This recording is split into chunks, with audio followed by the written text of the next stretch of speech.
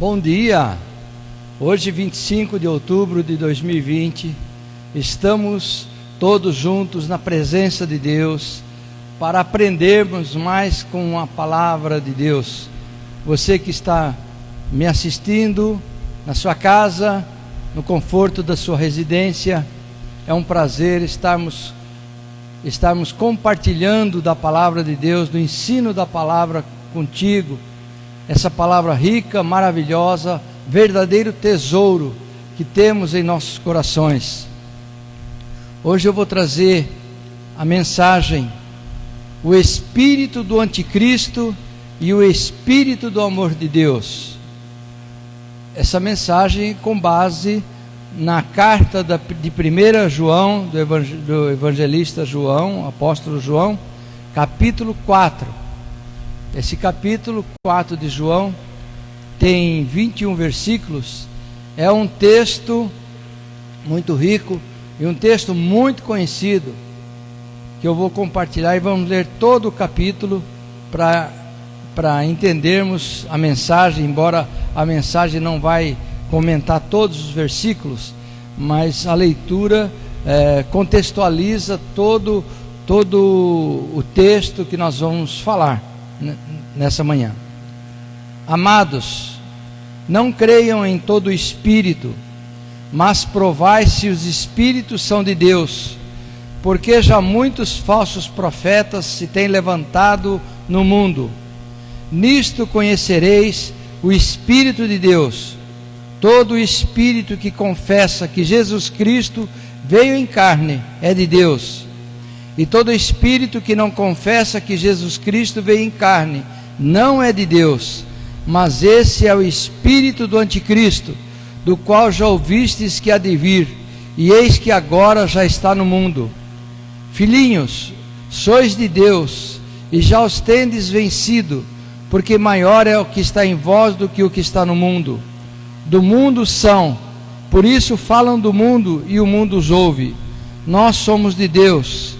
Aquele que conhece a Deus nos ouve, e aquele que não é de Deus não nos ouve. Nisto conhecemos nós o espírito da verdade e o espírito do erro.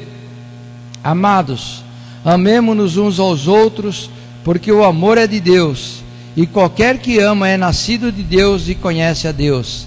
Aquele que não ama não conhece a Deus, porque Deus é amor.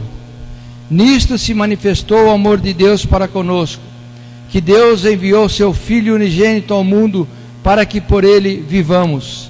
Nisto está o amor, não em que nós tenhamos amado a Deus primeiro, mas em que ele nos amou a nós e enviou seu Filho para propiciação pelos nossos pecados. Amados, se Deus assim nos amou, nós também devemos amar uns aos outros. Ninguém jamais viu a Deus. Se nos amamos uns aos outros, Deus está em nós, e em nós é perfeito o seu amor. Nisto conhecemos que estamos nele, e ele em nós, pois que nos deu do seu Espírito. E vimos e testificamos que o Pai enviou seu Filho para Salvador do mundo. Qualquer que confessar que Jesus é o Filho de Deus, Deus está nele e ele em Deus. E nós conhecemos e cremos no amor de Deus, no amor que Deus tem por nós.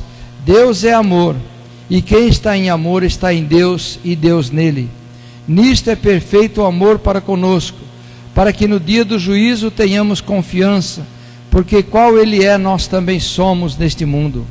No amor não há medo, antes o amor lança fora o medo, porque o medo tem consigo a pena, e o que teme não é perfeito em amor. Nós o amamos a ele, porque ele nos amou primeiro. Se alguém diz, eu amo a Deus e odeia seu irmão, é mentiroso. Pois quem não ama seu irmão, ao qual viu, como pode amar a Deus a quem não viu? E dele temos este mandamento, que quem ama a Deus, ame também a seu irmão. Pai, obrigado por essa palavra. Espírito Santo de Deus, nos guie na direção e no entendimento desse texto, em nome de Jesus. Queridos, esse capítulo 4 da primeira carta do apóstolo João trouxe no seio da igreja de Cristo esclarecimento sobre a discussão da obra do anticristo. Simultaneamente, o texto desse capítulo também nos ensinou como discernir a diferença entre o espírito do anticristo e o espírito do amor de Deus. Em primeiro lugar, o apóstolo João é chamado de o apóstolo do amor, não somente porque ele era bonzinho, meigo, carinhoso, mas principalmente porque ele ensinou o significado do amor de Deus. Nessa mensagem, vamos procurar esquadrinhar o significado e a diferença do espírito do anticristo e do espírito do amor de Deus.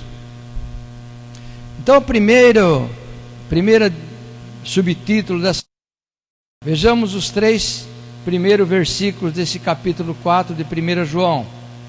Amados, não creiam em todo espírito, mas provai se os espíritos são de Deus, porque já muitos falsos profetas se têm levantado no mundo. Nisto conhecereis o Espírito de Deus.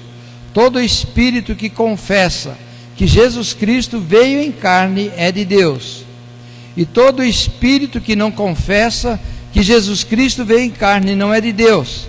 Mas esse é o espírito do anticristo, no qual já ouvistes que há de vir, e eis que agora já está no mundo.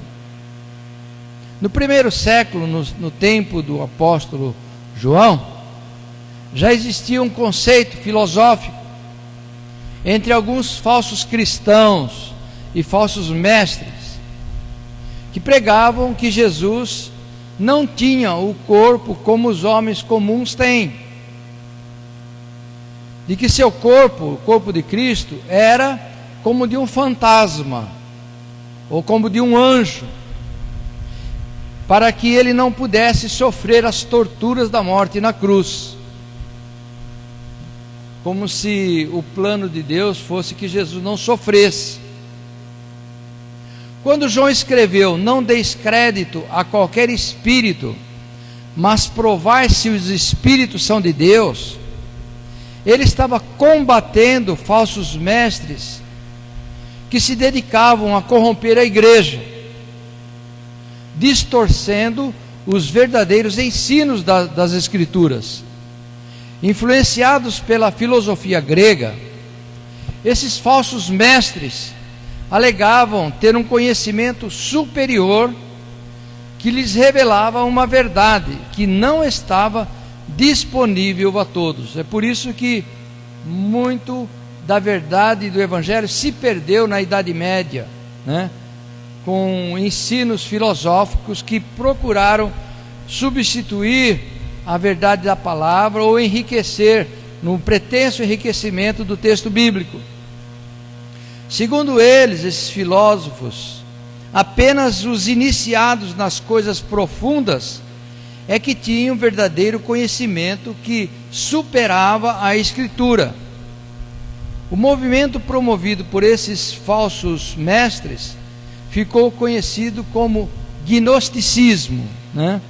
Por isso que se diz que quando a pessoa é gnóstica, ela tem aspectos de heresia. Entre outras coisas, o gnosticismo negava a humanidade de Jesus.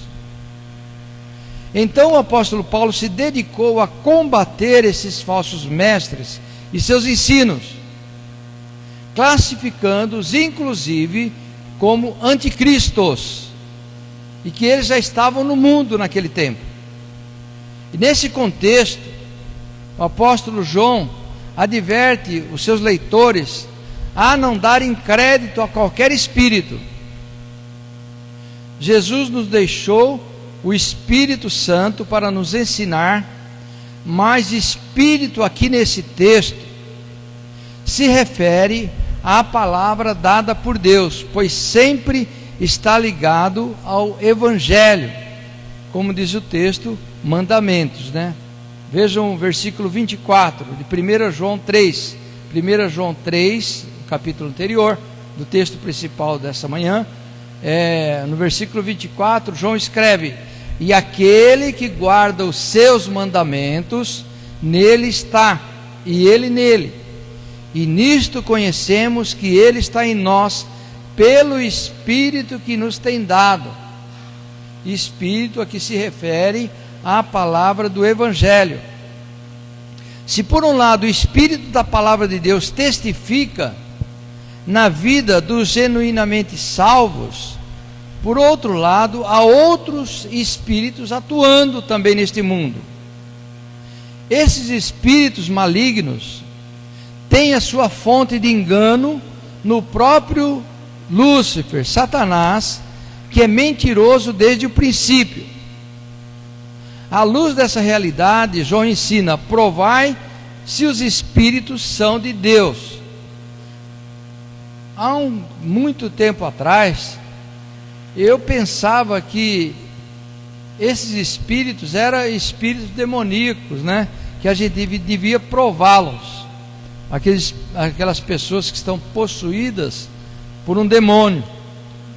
A palavra provai traduz um termo grego que era empregado na metalurgia para indicar o teste que determinava a pureza dos metais. De forma prática, João ensina que os crentes devem submeter à prova qualquer ensino.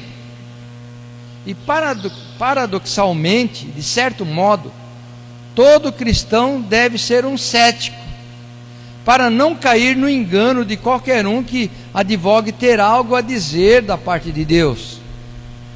É por isso que o apóstolo Paulo diz em 1 Coríntios, capítulo 15, capítulo 12, que os espíritos têm de ser provados, que as profecias têm de ser provadas. Da mesma forma que João fala que o espírito tem de ser provado, Paulo diz que as profecias têm de ser provadas e aprovadas pela igreja. Porque uma pessoa sozinha, ela tem mais chance de errar. E uma pessoa que profetiza, muitas vezes, se essa pessoa não estiver, se ela não estiver muito ligada com a palavra, se ela se ela for uma pessoa egoísta, muitas vezes ela está profetizando da sua carne, do seu desejo, e não da palavra de Deus.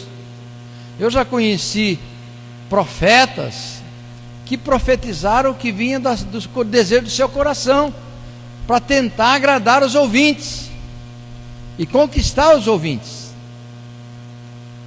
Então toda profecia tem que ser julgada, assim como todo espírito tem que ser provado. E espírito que tem que ser provado é a doutrina desse espírito, é a doutrina que tem que ser provada, né? E na sequência o apóstolo João completa: porque muitos falsos profetas têm saído pelo mundo. Isso significa que são os espíritos demoníacos que impulsionam os falsos profetas ou as falsas profecias, porque tem profeta que não se controla e acaba dando falsa profecia, né? Falsos profetas que estão espalhados por aí. Ao contrário do Espírito de Deus, que é o Espírito da verdade, esses espíritos são espíritos do erro e da mentira. Jesus chamou, eu lembro a todos, que Jesus chamou o diabo de pai da mentira, e que ele mente desde o princípio, porque a serpente enganou nossos primeiros pais com um sofisma baseado na premissa de Gênesis 3, de 1 a 3. A serpente pergunta para Eva: não é assim que Deus disse, não comereis de toda a árvore do jardim? E respondeu a mulher à serpente: do fruto das árvores do jardim comeremos. E Gênesis 3:3: mas do fruto da árvore que está no meio do jardim, disse Deus: não comereis dele, nem nele tocareis, para que não morrais, não morram. Vejam que o simples diálogo da Eva com a serpente já turvou o entendimento de nossa primeira mãe biológica, que acrescentou à ordem de Deus a expressão nem nele tocareis, porque Deus não falou que Adão não devia tocar no fruto que se encontrava na árvore do jardim. A seguir, a serpente expeliu o seu veneno. Gênesis 3:4. Então a serpente disse à mulher: certamente não morrereis. Então ela foi conduzindo de uma premissa e partiu para uma conclusão totalmente diferente e falsa da premissa. Então vejamos a importância de provarmos os espíritos. Qual é essa importância, né? A importância de provar os espíritos são de Deus, se os espíritos são de Deus, é muito bem definida em várias passagens bíblicas. O livro de Neemias, por exemplo, registra o episódio em que Sanbalate e Tobias subornaram falsos profetas para induzir o governador Neemias ao erro. Neemias 6, de 10 a 14. Esses falsos profetas induziram Neemias a entrar no altar do templo, local específico dos sacerdotes, e Neemias não era um sacerdote judaico, mas um governante. A sua presença no altar era vedada pelo Pentateuco, pelo mandamento de Deus dado a Moisés, porque no altar só podiam ministrar e sacrificar a pessoa dos sacerdotes, e no Santo dos Santos só o sumo sacerdote poderia entrar uma vez por ano ainda, e amarrado com uma corda, né? O Santo dos Santos era uma cabine que ficava atrás do altar. Aqui tem um altar onde o sacerdote podia entrar, só os sacerdotes, e atrás tinha uma porta, e atrás tinha o Santo dos Santos, e essa porta ficava fechada praticamente o ano inteiro. Só uma vez por ano o sumo sacerdote poderia entrar naquele compartimento que era o Santo dos Santos. E Neemias não poderia nem subir no altar, local específico de ministração dos sacerdotes judeus. Ou seja, Neemias discerniu que os profetas eram falsos, porque as suas profecias contrariavam as ordens de Deus. Outro exemplo, agora no Novo Testamento, aquele em que o apóstolo Paulo visitou a cidade de Filipos e encontrou uma jovem que tinha um espírito de adivinhação. Esse exemplo, inclusive, é interessante, porque indica que os espíritos enganadores são tão astutos que às vezes usam da verdade para tentarem dar valor à mentira. Lembro que lá no Éden, né, a serpente partiu de uma premissa verdadeira. Não é assim que Deus diz, né? Para depois entortar e turvar a mente de Eva e fazer uma conclusão falsa. Então essa mulher também, ela estava dizendo uma verdade. A Bíblia diz que a jovem adivinha seguia a Paulo dizendo, Paulo e a Silas, né? Estes homens que nos anunciam o caminho da salvação são servos do Deus Altíssimo. Vejam que ela disse uma verdade. Isso de fato era uma realidade, mas ainda assim Paulo repreendeu o espírito daquela jovem em nome de Jesus. Aquela moça era famosa na cidade e tinha um grande clube de fãs, né? Porque ela tinha dado muito lucro aos seus senhores com as suas adivinhações. Se Paulo não tivesse repreendido o espírito que operava nela, ele fatalmente teria validado a atividade daquele espírito enganador, o que certamente traria problemas para a pureza do evangelho ali, né? Então ele quis mostrar que não estava de acordo com as atividades daquela moça adivinhadora, possessa.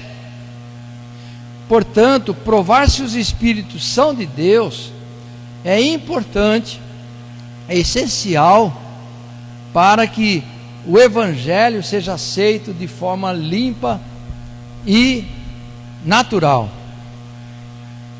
Terceiro ponto, como então se faz para provar os espíritos?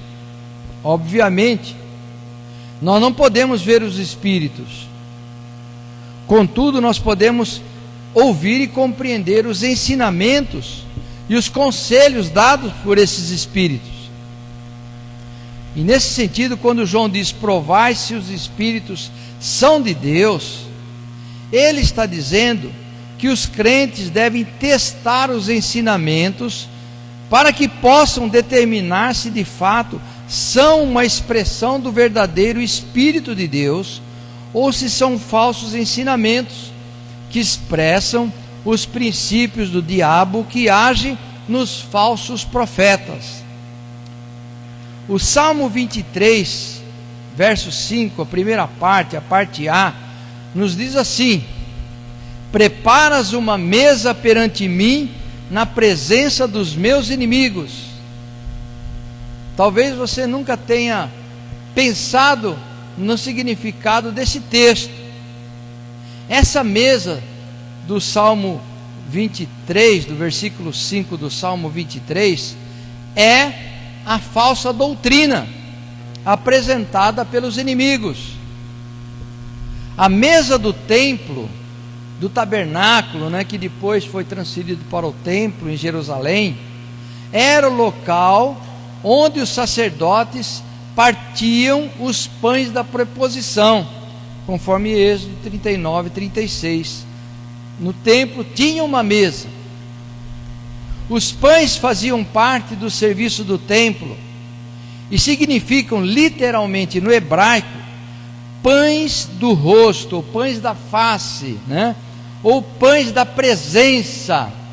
A presença de Deus nos alegra, conforme nós cantamos nessa manhã, E aqueles pães eram os pães que simbolizavam a presença de Deus. Jesus disse: eu sou o pão da vida, quem come desse pão jamais voltará a ter fome. Essa designação se refere, a designação pães da presença ou pães da preposição, significam que esses pães eram colocados perante a face ou perante a presença de Deus. Por isso, os pães da proposição também são chamados de pães consagrados na Bíblia, pães consagrados. Ora, assim como o sacerdote consagrava o pão da proposição, Jesus, que é o nosso pão da vida, nos deu uma ordem: fazei isto em memória de mim, quando ele partia o pão diante dos discípulos no cenáculo, naquela quinta-feira, quinta-feira da Páscoa.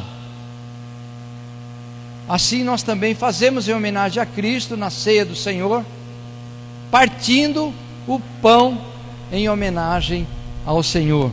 Ora, a mesa que servia o pão consagrado foi construída com base nas instruções que Deus deu a Moisés, Moisés tinha carpinteiros lá, especiais, tinha mão de obra específica para a madeira, tinha uma obra específica para o ouro, para a prata, para o cobre, Deus pediu que ele separasse pessoas, artesãos, profissionais.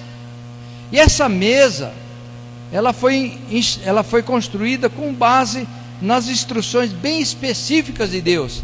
Não era qualquer madeira que era para fazer aquela mesa, tinha de ser uma madeira específica. Quando nós encomendamos hoje um móvel, nós pedimos determinada madeira, nós escolhemos a madeira para fazer aquele móvel. Deus também escolheu e disse para Moisés que a mesa da proposição deveria ser construída com a acácia, uma madeira clara e muito resistente, e que essa mesa da proposição deveria medir 2 côvados de comprimento, que é 90 centímetros, um côvado de largura, que é 45 centímetros, e um côvado e meio de altura, mais ou menos 70 centímetros.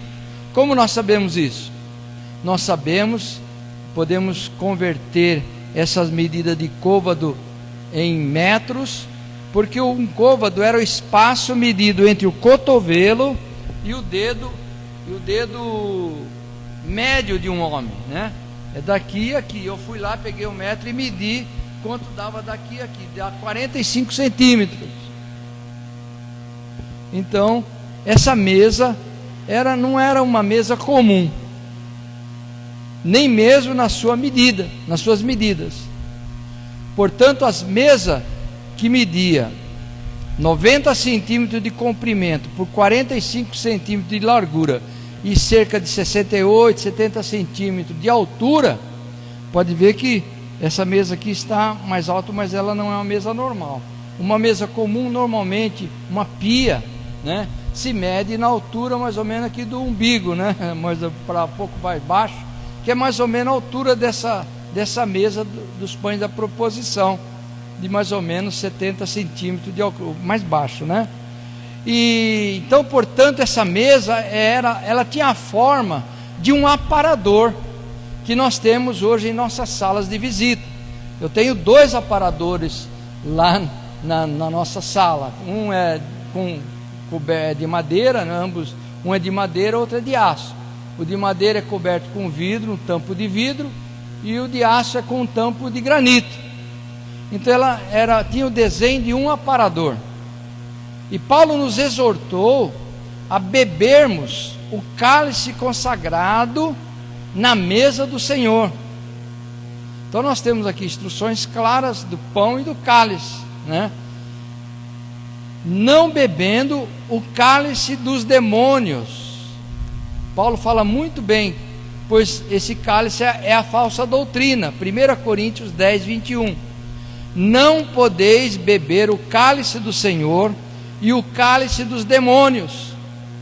Não podeis ser participantes da mesa do Senhor e da mesa dos demônios. A mesa dos demônios, portanto, é laço, é a armadilha da falsa doutrina. Veja que o pensamento é completado pelo Salmo 69, 22. Torne-se-lhes a sua mesa diante deles em laço e a prosperidade em armadilha. Veja que mesa significa doutrina, e quando ela é doutrina de demônios, é um laço e uma armadilha para aqueles que ouvem essa doutrina e não a rejeitam. Nós temos ainda hoje, as falsas doutrinas. Olha aqui o laço da falsa doutrina da circuncisão. Igrejas pregando doutrinas judaicas. Vejam a mesa da doutrina da guarda de sábados e de dias santos, que confunde as pessoas. Vejam a falsa doutrina de que um crente é pecador e não um santo salvo por Cristo. Quase 100% das igrejas evangélicas desta cidade ensinam que os crentes são pecadores, quando na verdade eles são santos, porque foram lavados pelo sangue de Jesus. E quem é lavado é santo, é purificado e é salvo, e é remido. Vejam também a falsa doutrina de que o pecado que leva à morte é qualquer ofensa, e não o pecado original do Éden.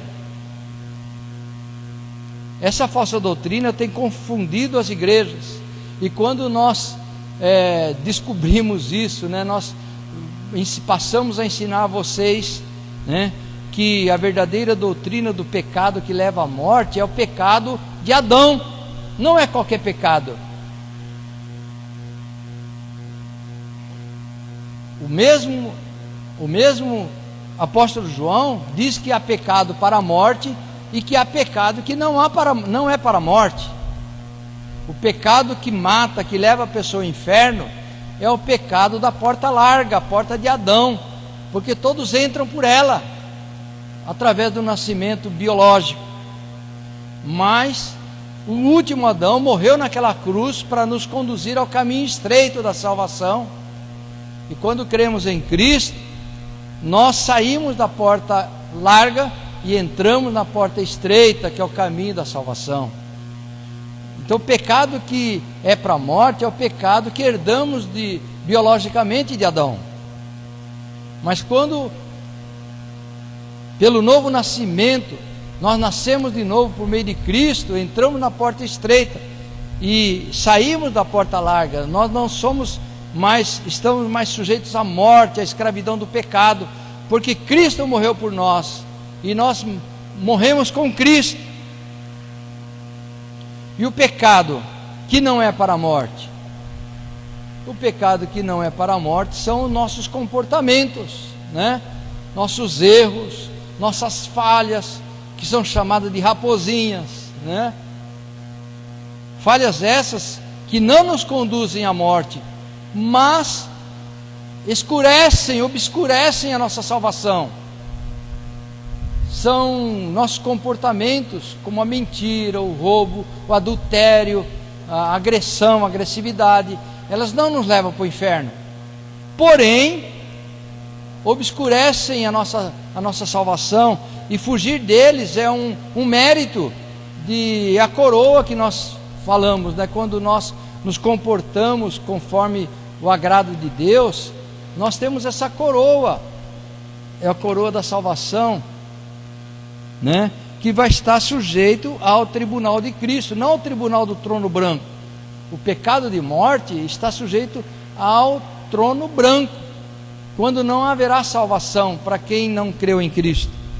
Mas aquele que errou, nossos erros que não são para a morte, nossos pecados que não são para a morte, nós os enfrentaremos no tribunal de Cristo, que não é um tribunal de condenação. O tribunal de Cristo é um tribunal de distribuição de galardões, de distribuição de méritos. É por isso que nós dizemos: o pecado para a morte é o pecado de Adão. E tem muitas igrejas, né, consideradas igrejas sérias, pregando essas inverdades. Estão comendo da mesa dos demônios, porque estão enganadas e enganando. Quando eu me lembro das minhas primeiras mensagens da minha juventude, eu fico envergonhado, né? Hoje eu falo: meu Deus, se eu pudesse mudar as palavras que eu proferi quando eu pregava, quando jovem, quando ainda não conhecia tanto a palavra assim, ou conhecia distorções que me foram repassadas por falsos mestres, ou por mestres também que têm a mente obscurecida e não conhecem os tesouros verdadeiros, nos pregam engano. Voltando ao exemplo de Neemias, podemos entender de forma clara e objetiva como provar os espíritos. Neemias analisou o conselho que lhe foi dado para fugir para o meio do templo, à luz da palavra de Deus, para fugir para o altar, né? Primeiro havia sido o próprio Deus que designou Neemias para a obra de reconstrução dos muros de Jerusalém. Então Neemias tinha consciência do seu mandato. Ele sabia que a ordem era para reconstruir os muros, e que ele tinha recebido isso de Deus. Então não estava em questionamento o seu mandato, a sua autoridade. Então ele sabia quem ele era. Amados, nós precisamos saber quem nós somos em Cristo, para não perdermos a nossa autoridade e nem a segurança da nossa mensagem. Se você tem consciência, conhecimento de que você foi resgatado da morte, você não é mais escravo do pecado. Se você tem consciência de que Cristo te libertou da morte, você sabe que você está destinado ao reino de Deus, ao reino dele. Então não há insegurança para deter a tua mensagem. Não há insegurança para anunciar ao mundo quem Cristo é e quem você é. Em segundo lugar, a palavra de Deus não deixava qualquer dúvida a Neemias de que apenas os sacerdotes tinham o direito de entrar no altar e ministrar no altar do templo. Então, analisando tudo isso, Neemias concluiu, Neemias 6:11, e eis que conheci que não era Deus quem enviar aqueles profetas, mas essa profecia falou contra mim, porquanto Tobias e Sambalate o subornaram os profetas. Então, quando ele viu que a profecia contrariava o mandamento que Deus dera acerca do altar, ele percebeu que aquela palavra não vinha de Deus, porque era uma mentira.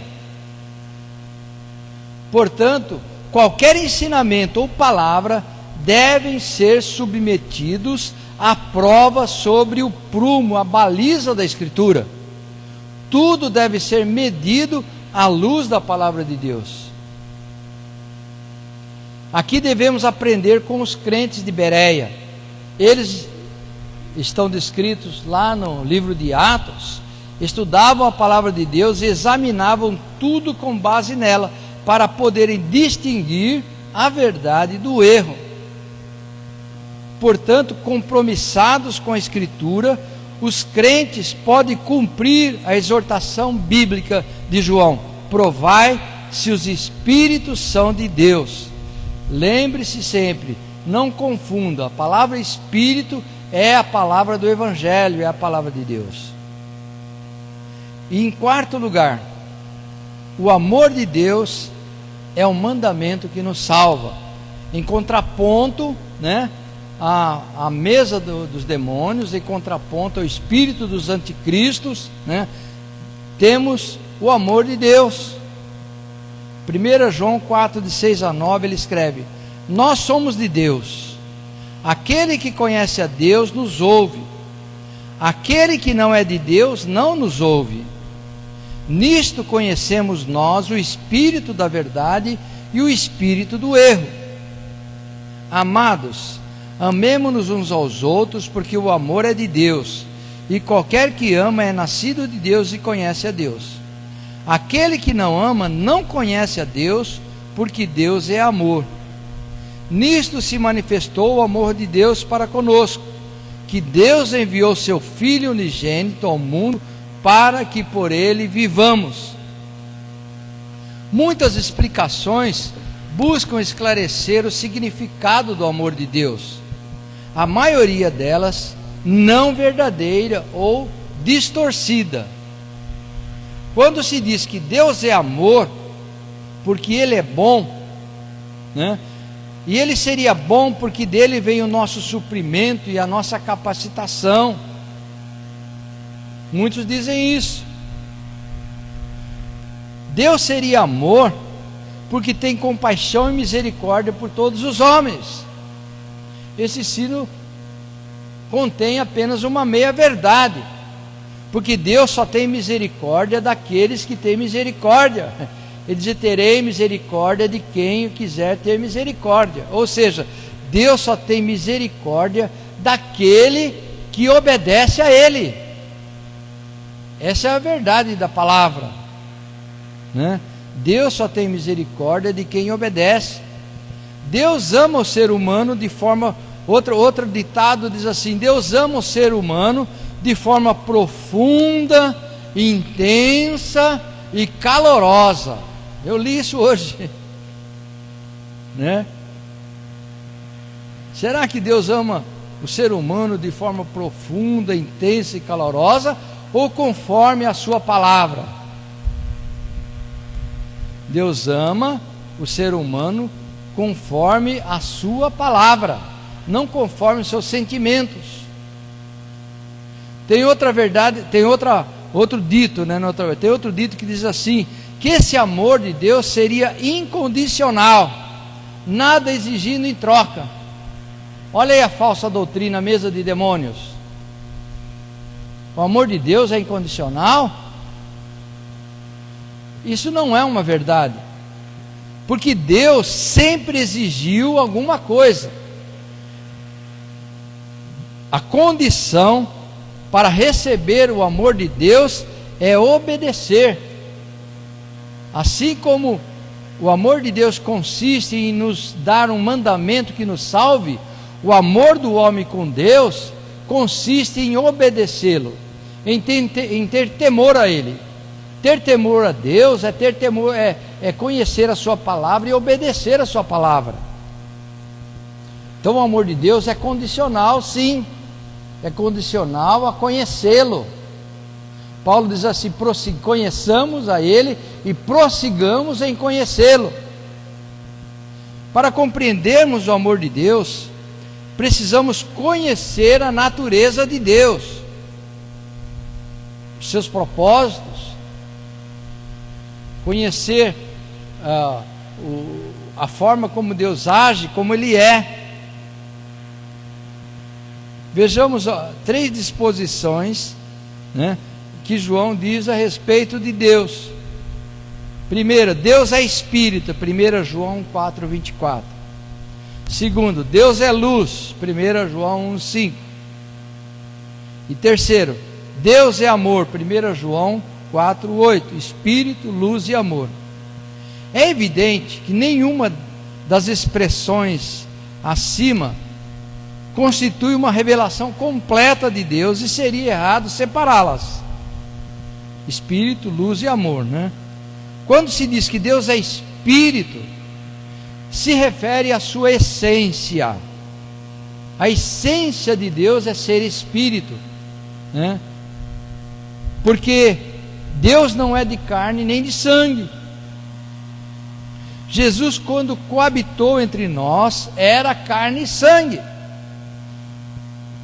No dito da palavra de Deus, ele era a semente da mulher.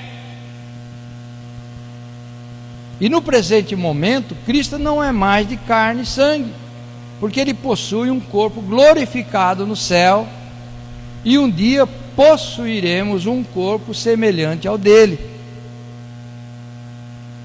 Mas uma vez que é por natureza espírito, Deus não está limitado pelo tempo nem pelo espaço, como as suas criaturas estão limitadas pelo tempo e pelo espaço. E quando se diz que Deus é luz, estamos tratando da santidade de Deus, porque na Bíblia luz simboliza santidade, enquanto que as trevas simbolizam o pecado. Então Deus, quando dizemos que Deus é luz, dizemos que Deus é santo. Uma vez nascidos na família de Deus, nos tornamos participantes dessa natureza divina, da essência de Deus, que é Espírito, e por isso recebemos a qualidade de santos. Não somos mais pecadores, porque se temos a natureza divina, não temos mais a natureza carnal e diabólica, conforme cantamos aqui hoje no louvor. Nós vimos que no louvor não é possível conviver num só corpo, né? As trevas e a luz. Se ainda fôssemos pecadores, Cristo seria chamado de ministro do pecado e não ministro de santidade. Então, Deus é Espírito e Deus é luz. Em terceiro lugar, Deus é amor. Mas isso não significa que o amor de Deus, né, é algo incompatível com a sua essência. Tudo que Deus faz expressa o que Deus é. Deus é amor e Deus é luz, porque o seu amor é santo e a sua santidade é expressa em amor. Até mesmo os julgamentos de Deus são medidos em termos de misericórdia e fidelidade, conforme Lamentações 3, 22 e 23. As misericórdias do Senhor são a causa de não sermos consumidos, porque as suas misericórdias não têm fim. Novas são a cada manhã, grande é a sua fidelidade. Lamentações 3, 22 e 23. O apóstolo João nos ensina que o amor de Deus por nós consiste em nos proporcionar um mandamento que nos salve. Esse é o amor de Deus. 1 João 4, versículo 9.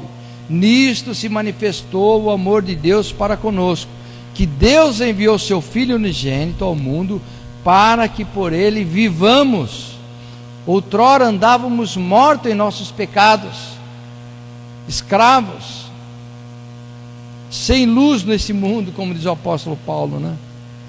Esse capítulo 4 de 1 João diz que quem confessa que tem fé em Cristo, Deus está nele, e ele em Deus. 1 João 4,16. E nós conhecemos e cremos no amor que Deus tem por nós. Deus é amor, e quem está em amor está em Deus, e Deus está nele.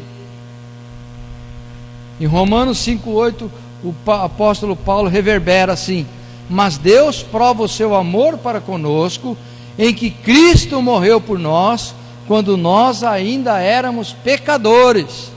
Veja que o amor de Deus por nós é Cristo morrer por nós, quando ainda éramos pecadores. E finalmente, o amor de Deus é perfeito. Veja 1 João 4,12.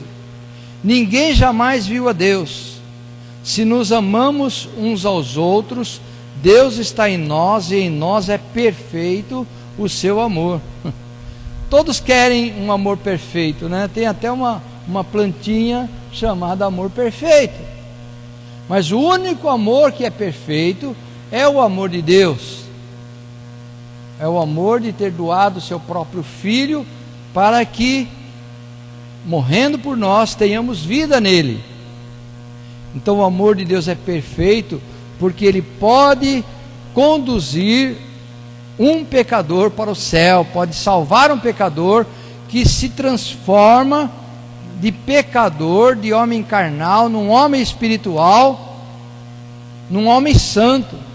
Esse é nisso que consiste a perfeição do amor de Deus: transformar o perdido em salvo, aquele que ia para o inferno ir para o céu, aquele que era imprestável para Deus se torna uma bênção nas mãos de Deus.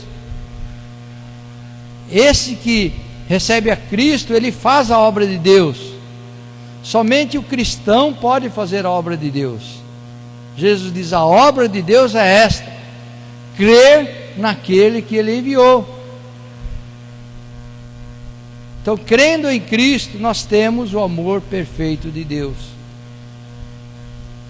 E para concluir, cabe a nós vivermos esse amor, que é estarmos, como é viver o amor de Deus? É estarmos nos exortando mutuamente para levarmos a outros a nascerem de novo. Versículo 7 desse capítulo 4 diz: amados, amemo-nos uns aos outros, porque o amor é de Deus, e qualquer que ama é nascido de Deus e conhece a Deus. Amém? Então, aqueles que amam, aqueles que têm o amor de Deus, eles são nascidos de Deus, por isso que é dito que é nascido de novo. E também conhece a Deus, porque precisa conhecer a mensagem do Evangelho. Nós precisamos não ser apenas nascido de novo, mas precisamos conhecer o espírito do Evangelho, para não cairmos no espírito do anticristo, que é o espírito do erro, o espírito do engano, da falsa doutrina.